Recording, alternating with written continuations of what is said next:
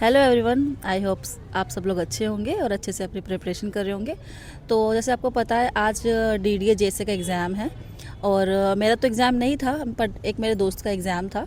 तो मैंने उससे भी पूछा, मैंने कॉल करके कि उसका एग्ज़ाम कैसे गया। मैंने रिव्यू लिया उसका पूरे एग्ज़ाम का। तो उसी से रिलेटेड ही मैं आपकी मतलब एक तरीके से हेल्प करने के लिए मैं एक छोटी सी वीडियो बना रही हूँ, ताकि जो अपकमिंग शिफ्ट वाले बच्चे हैं वो प्रिपेयर हो जाए आने वाले शिफ्ट के लिए, और थोड़ा सा मतलब आइडिया मिल जाए कि आ क्या रहा है क्वेश्चंस। ठीक है, तो मैं स्टार्ट करती हूँ जीएस से। तो जीएस में करंट अफेयर जो है वो 25 के और 24 के भी आ रहे हैं और 23 का भी था एक क्वेश्चन, ऐसा उसने बोला है।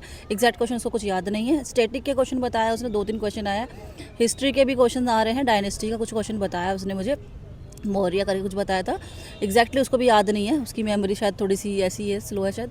तो और बाकी पॉलिटी बोल रहा है कि एक दो आर्टिकल दिखे हैं उसको। इकोनॉमिक्स के भी बजट से बताया शायद उसका क्वेश्चन है।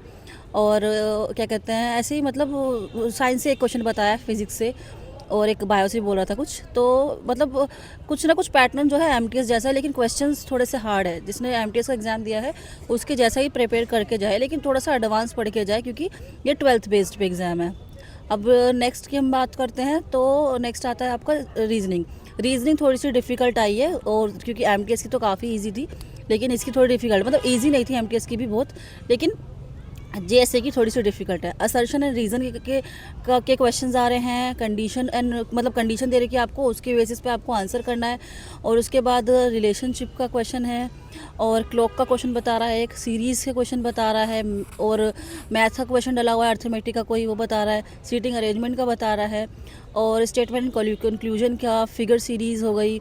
ऐसे उसने क्वेश्चंस बताए हैं। और क्या कहते हैं, मिसिंग सीरीज़ जो होती है वैसी क्वेश्चंस बता रहे हैं। तो आप ऐसे क्वेश्चंस की प्रैक्टिस करके जाए, और कैलेंडर की प्रैक्टिस कर लेना एक्स्ट्रा। मतलब से बोलूँगी क्लॉक की करके जाओ, जो मैं टॉपिक बताया कम से कम ये वाले कि आप प्रैक्टिस करके जाओ। मैं आपसे यही आपको सजेस्ट करूँगी।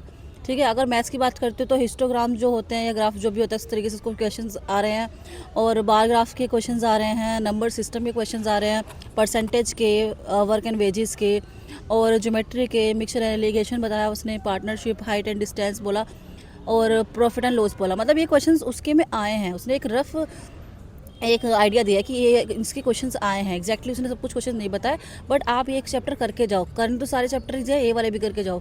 जैसे इसके में वर्क एंड वेजेस आ गया, तो मे भी आपके में वर्क एंड क्या कहते हैं, टाइम का क्वेश्चन आ जाए, या फिर टाइम स्पीड एंड डिस्टेंस का क्वेश्चन आ जाए। तो ये वाले तो करने ही करने, सारे टॉपिक्स करके जाने हैं, बट ये वाले आप करके जाओ।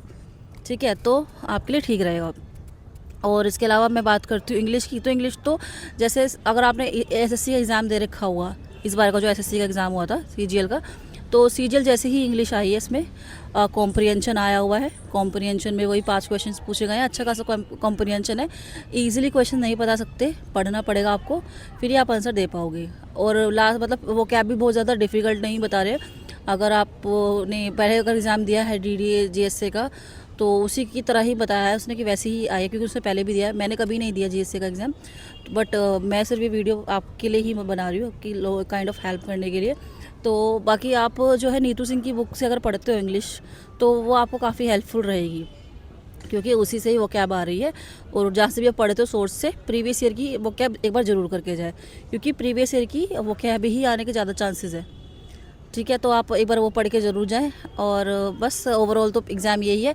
और एक बार वो होता है ना, पैराजम्बल्स जो होते हैं, वो S1 और S6 तक के जो होते हैं, अगर आपने प्रैक्टिस कर रखा होगा, कि मतलब वो मतलब एक तरीके से एक आपका स्टार्टिंग वाला दे दिया पार्ट, और फिर आपको 4 दे दिए हैं खुद से अरेस्ट मतलब अरेंज करने हैं, और फिर लास्ट वाला पार्ट दे दिया। इस तरीके से आप उसको प्रैक्टिस करके जाए, और आप एरर के क्वेश्चन करके जाए। तो इस तरह के क्वेश्चन करके जाएं, और आप देखोगे कि आपके मार्क्स भी अच्छे आ जाएंगे अगर आप ये सब चीज़ को फॉलो करते हैं।